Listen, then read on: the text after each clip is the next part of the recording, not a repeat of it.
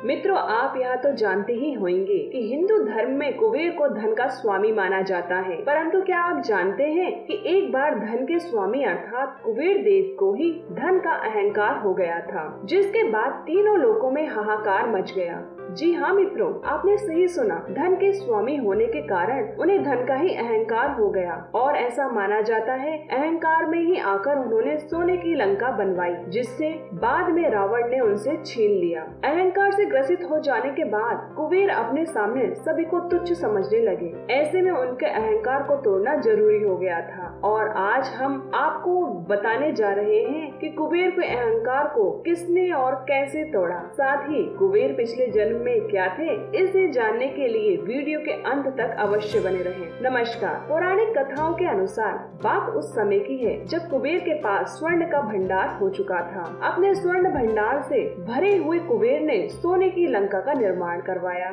अब लंका बनने के बाद कुबेर अपनी ऐश्वर्य का प्रदर्शन करने की सोचने लगे और काफी सोचने के बाद उन्होंने विचार किया कि क्यों न अपने ऐश्वर्य को दिखाने के लिए भव्य भोज का आयोजन किया जाए, जिसमें सभी देवता भी शामिल हो। उधर हर तरफ कुबेर की धन संपदा और ऐश्वर्य की चर्चा शुरू हो गई थी। इसके बाद भी उनका घमंडी मन शांत नहीं हुआ, तो उन्होंने सोचा कि स्वयं परमात्मा को आमंत्रित किया जाए। इसी कारण उसने पहले भगवान विष्णु को आमंत्रित करने का सोचा, किंतु जब कुबेर को ध्यान आया कि विष्णु तो माँ लक्ष्मी के अधिपति हैं, भला उनके सामने मैं कितना भी धन ले आऊं, सारा कम ही पड़ जाएगा। फिर इसके बाद उसने ब्रह्मा जी को आमंत्रित करने का सोचा, लेकिन फिर कुबेर सोचने लगे परम पिता ब्रह्मा तो सन्यासी और महाज्ञानी हैं। उसने सोचा कि उन्हें तो धन दौलत वैभव से कोई लेना देना ही नहीं और अगर मैं उन्हें बुला भी लूं तो वह इस ओर आंख उठाकर भी नहीं देखेंगे। इसके बाद उसे भोलेनाथ की याद आई, खुशी से झूम उठा। खुले पहाड़ों में रहने वाले शिव जब उसकी लंका देखेंगे तो उनकी आंखें खुली की खुली रह जाएंगी। ऐसा सोचकर कुबेर खुद फौरन ही शिव जी को बुलाने चल पड़ा। जब कुबेर कैलाश पर्वत पहुंचा तब भोलेनाथ ध्यान में लीन थे। कुबेर उनके उठने की प्रतीक्षा करने लगे। शिव जी जब ध्यान से जागे तब उनके मन की बात वे जान गए और उनकी नादानी पर मुस्कुरा उठे। उसके बाद कुबेर ने शिव जी से कहा कि भगवान, मैंने एक छोटा सा घर बनाया है और मेरी इच्छा है कि आप मेरे घर आकर उसे पवित्र करें। कृपया मेरे घर पर भोजन का निमंत्रण स्वीकार करें। भगवान शिव ने उन्हें बधाई देते हुए कहा कि अभी तो मैं ना आ सकूंगा, मेरा पुत्र गणेश अवश्य निमंत्रण का मान रखेगा। गजानन उस समय किशोर अवस्था में थे। कुबेर ने सोचा कि बालक मेरे घर को देखकर अपने घर में कुछ तो चर्चा करेगा। जिसके बाद मित्रों, दूसरे दिन गणेश जी अपने वाहन मूषक पर सवार होकर कुबेर के यहाँ पहुँच गए। कुबेर ने देवता का स्वागत किया और भगवान के सामने लंका दर्शन का प्रस्ताव रख दिया, किंतु वह भूल गया कि गणेश जी को तो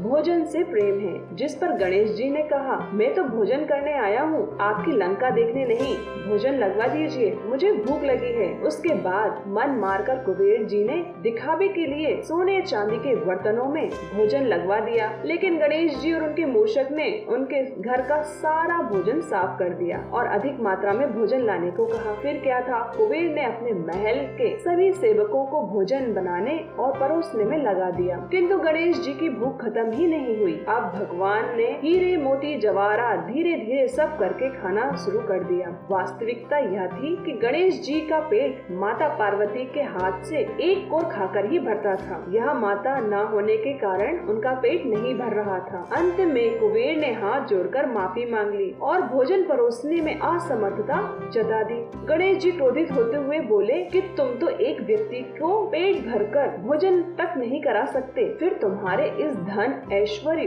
और स्वर्ण की लंका का क्या मोल? पहले भोजन की व्यवस्था तो कर लेते, फिर निमंत्रण देते। क्रोधित भगवान की बातें सुनकर कुबेर का सिर शर्म से नीचे झुक गया। इधर कैलाश पर्वत पर ध्यान करते हुए भोलेनाथ ने पूरे प्रकरण का आनंद लिया और वही बातें सुनकर हैरान परेशान कुबेर कैलाश की तरफ भागे। शिव जी के सामने हाथ जोड़कर बैठ गए और उनसे रक्षा करने की प्रार्थना करने लगे। तभी गजानन वहाँ पहुँचे और अपने पिता से कहने लगे, मुझे किस दरिद्र के भोज में भेज दिया? अपने लिए ऐसे शब्द सुनकर कुबेर का सारा अहंकार टूट गया। कुबेर समझ चुके थे कि यह सब भोलेनाथ ने उनके अहंकार को तोड़ने के लिए किया। भोलेनाथ ने कहा, कुबेर, अहंकार के कारण तुम्हें लज्जित होने पड़ा। अहंकार की राह सदैव पतन की ओर ले जाती है। जिसके बाद कुबेर भगवान के चरणों में गिर गए और उनसे क्षमा क्षमा याचना मांगने लगे। अब आप सब समझ ही गए होंगे कि गणेश जी ने किस तरह से धन के देवता कुबेर का घमंड तोड़ा। परंतु क्या आपको यह पता है कि कुबेर पिछले जन्म में चोर थे? अगर नहीं तो आइए जानते हैं कि पूर्व जन्म में कुबेर चोर थे। चोर भी ऐसे कि देव मंदिरों तक में चोरी करने से बाज नहीं आते थे।